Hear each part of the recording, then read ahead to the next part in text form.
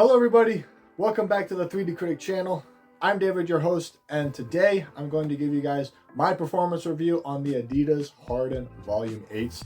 Now, when it comes to the try-on experience, it was very weird because of this very stretchy material that you have. You have to treat it like you're putting on a sock, but it is a shoe. So it was very weird, to say the least, just like the Harden Volume 7s that I have tried last year. So in that case, once you get your foot inside the shoe, when it comes to the overall sizing, I would go down a half size, which is typical Adidas fashion when it comes to their overall sizing structure. So it is very annoying to deal with, but if you go down half a size, you're going to get a nice fit when it comes to the forefoot. The length is just right, and the width is a little bit spacious for the width overall. So in that case, I would go down half a size. And for narrow footers, I would go down a full size because of that. And for a wide foot, I would suggest trying half size down to see if the fit is right for you. Because once you break it in, the material does space out a little bit in the forefoot. That way it gives you more space inside the shoe. So in that case, I would go down half a size for a wide footer. And if it doesn't fit for you, I would go true to size in that case. So when it comes to availability, when it comes to pricing, it is $160, just like the Harden Volume 7s. However, the availability is not that good at the moment. In this colorway, it is very scarce when it comes to certain sizes, and other colorways as well. They're officially like sold out in that case. So they are available in this colorway on Adidas website as well as on Dick's Sporting Goods website. So if you guys are interested, I will leave links to those websites in the description box below. So when it comes to the traction, guys, to me, in my opinion, they were weirdly elite.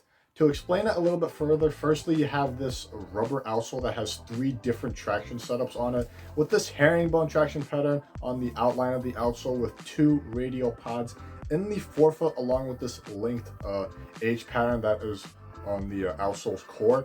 And it didn't work well initially when I started playing in these. I found myself sliding around a good bit. But when you warm them up, they are exceptionally good on a clean court. Laterally, you feel very quick, going from side to side without any signs of sliding. And the same thing goes with the vertical movements. The hard stops were really good, with the radial pods providing most of the stopping power. And with your first step, the get-offs were really sudden, so you can get open when you need to, trying to cut up and down the court and side to side as well. And when it comes to dust, initially it picks up pretty fast, and it does slide around once it picks up dust. So you have to wipe them down, which is pretty easy in that case. However, once it gets through that dusting phase, you get grip regardless of the court condition that you're in with dust even present. Just be sure to wipe it down because it does pick up dust. But regardless of the court condition, it is very grippy.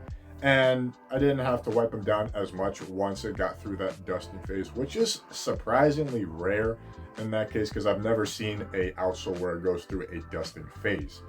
On the durability side of things, it is surprisingly good across all of the patterns, with some light wear in the herringbone, especially in the heel. But everything else looks like it is pretty much intact, and it feels like I didn't put a dent on it. So you should be good to go for outdoor use. Mind you, the rubber has some pliability, especially the radial pods. So if you want to play in these outdoors, you should be fine. Just be mindful that the radial pods are probably going to be the first signs of wear that you're going to experience. But if you want to get the best out of the shoe, I would keep these indoors. And overall, once you go through the warm-up and the dusting phase, the traction is very good across all different surfaces, and it is elite. Now, getting into the cushion, you're getting a full-length Jet Boost foam encased with these EVA panels, and to me, they literally just feel like the AE1s from Adidas as well. It has a very responsive forefoot with a bottom-loaded TPU shank, giving you a nice bounce along with it, so you can do what you need to do, whether it's going up for boards, blocks, and steals, etc. You're going to be really quick and really responsive in the forefoot. The heel cushioning is nice and soft, but in my opinion, it is not as soft as the Volume 7s, mainly due to the caging that you're going to get in the heel. But regardless, it feels very compressible, very comfortable to say the least, and you get really good compression. And the impact protection is very good, and it eats heel strikes like it's for breakfast. So I really like the heel cushioning regardless. And when it came to the heel to toe transitions, they felt really seamless and fluid, with the overall shape of the shoe enabling you to take the next step with ease. And with the snappiness from the shank, you can get up to speed really quickly, helping you along the way when you're going up and down the court as fast as possible. So overall, in my opinion, the cushion feels amazing, very responsive and bouncy in the forefoot, and comfortable. In that case, feels just like the AE1s and very close to the Harden Volume 7s in that case. Now, when you get into the materials, it is a slight departure to the Volume 7s, where you get these EVA panels in the medial and lateral side of the shoe. That creases on the pivot points, which I didn't really like, and it is connected by this suede material in the forefoot. But outside of that, it retains the stretchy textile material, which feels as comfortable as the Volume 7s, where the material is very flexible and moves well with your foot. That way you won't experience any pinching. But I would be careful not to lace them up too tight, because this is the only material that you get basically from the tongue. So if you tighten them up too much, you will experience some tightness and pinching from the laces itself. So be mindful of that because of the lack of padding on the textile material. In the heel, it has an Achilles pad, which is very minimal, and the padding is minimal as well, but feels pretty nice nonetheless. And overall aesthetics, they look okay in my opinion.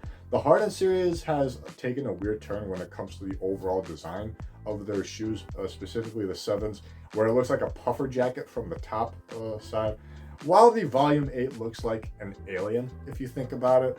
But I do like the robustness in the heel with this external TPU heel counter, as well as the Adidas logo incorporated on the EVA panels as well, which I will talk about when it comes to the overall support section. But the materials overall, in my opinion, they feel pretty comfortable, very flexible, but the looks are not my cup of tea. Now, when it comes to the lockdown itself, it is good, but it could have been great, because in the forefoot you do slide around a little bit because of the stretchy textiles that move with you when you're doing lateral cuts and stuff like that. But everywhere else, it is pretty much clamped with the lacy system that you have that is reinforced into the EVA panels, keeping the midfoot well contained. That way you won't move around in the midfoot. And the heel is very robust and sculpted in the heel, which makes you feel really contained in the heel, and you don't experience any heel slippage in that case. So it is very good in the heel and the midfoot, but the forefoot, it does slide around a little bit, making the overall lockdown pretty solid, but it could have been better. Now, the support from the shoe itself, it is really stable with this very wide base that you're going to get from the outsole. It keeps you really balanced overall, and gives you really good flat, stable base.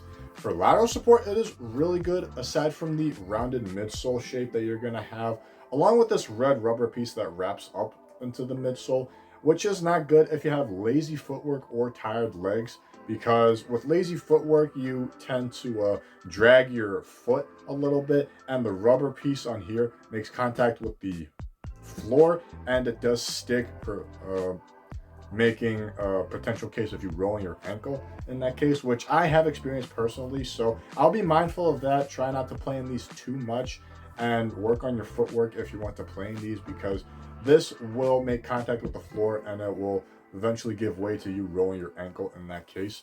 But aside from that, you get really good lateral support from the EVA panels, especially on the lateral side of the shoe. It extends from the forefoot all the way to the back, giving you really nice support when you're doing side-to-side movements and stuff like that.